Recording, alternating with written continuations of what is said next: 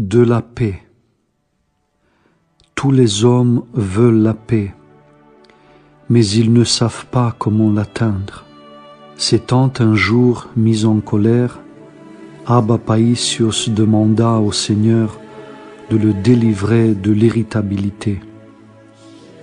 Le Seigneur lui apparut et lui dit: « Paisios, si tu veux ne pas te mettre en colère, ne désire rien, ne juge personne et ne hais personne, et alors tu ne t'emporteras plus.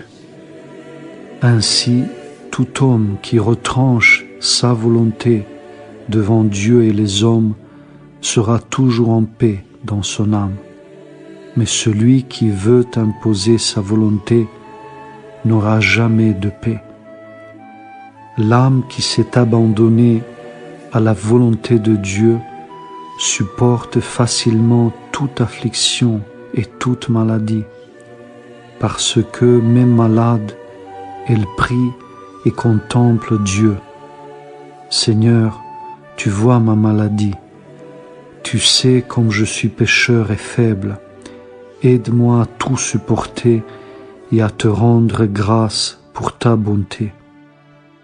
Le Seigneur adoucit la maladie, l'âme sent le secours divin et se tient joyeuse et reconnaissante devant Dieu. Si une adversité te frappe, dis-toi: le Seigneur voit mon cœur, et si cela lui est agréable, tout ira bien, et pour moi et pour les autres, et ainsi ton âme sera toujours en paix. Mais si un homme se met à murmurer et dit: « Cela ne devrait pas être comme ça, ce n'est pas bien », il n'aura jamais de paix dans son âme, même s'il observe tous les jeûnes et prie beaucoup. Il faut reprendre son frère avec douceur et amour. On perd la paix même pour une seule pensée de vanité. S'élever au-dessus de son frère, juger quelqu'un, reprendre son frère sans douceur et sans amour, manger beaucoup ou prier avec mollesse, tout cela fait perdre la paix. Si nous prenons l'habitude de prier de tout notre cœur pour nos ennemis et de les aimer, la paix demeurera toujours dans nos âmes. Mais si nous prenons en haine notre frère, ou si nous le jugeons, notre esprit s'obscurcira, et nous perdrons la paix et notre confiance approche de Dieu.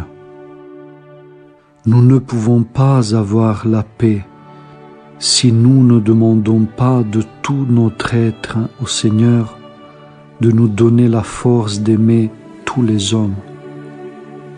Le Seigneur savait que si nous n'aimions pas nos ennemis, nous n'aurions pas la paix dans l'âme. Et c'est pourquoi il nous a donné ce commandement: aimez vos ennemis. Si nous n'aimons pas nos ennemis, notre âme ne se trouvera dans un certain calme que par moments. Mais si nous les aimons, la paix demeurera jour et nuit dans notre âme. Veille dans ton âme à la paix donnée par la grâce de l'Esprit Saint. Ne la perds pas pour des futilités. Si tu donnes la paix à ton frère, le Seigneur te donnera incomparablement plus. Mais si tu causes de la peine à ton frère, alors à coup sûr, l'affliction s'abattra aussi sur ton âme.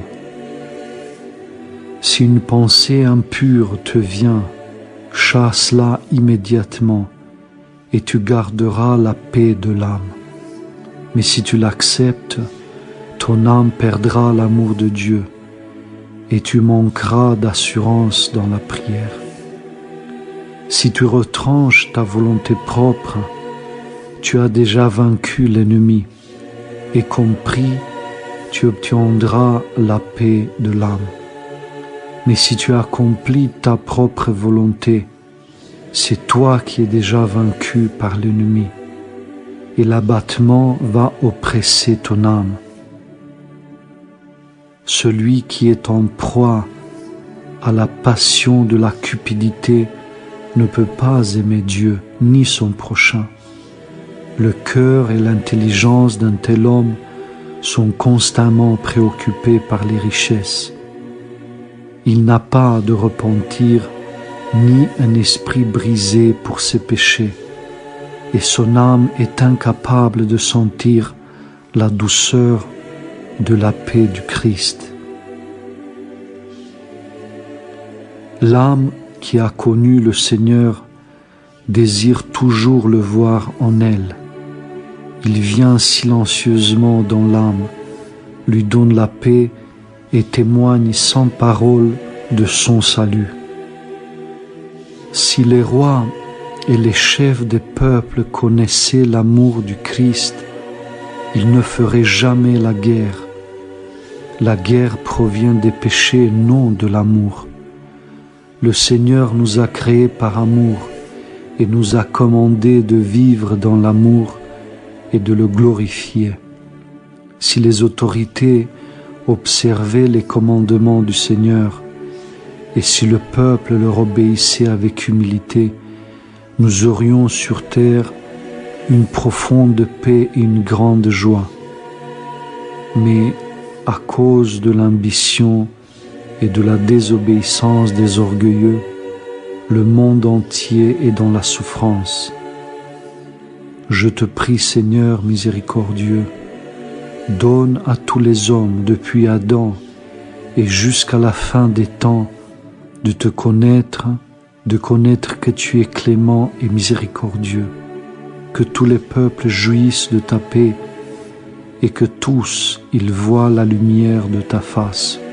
Ton regard est doux et paisible et il attire mon âme.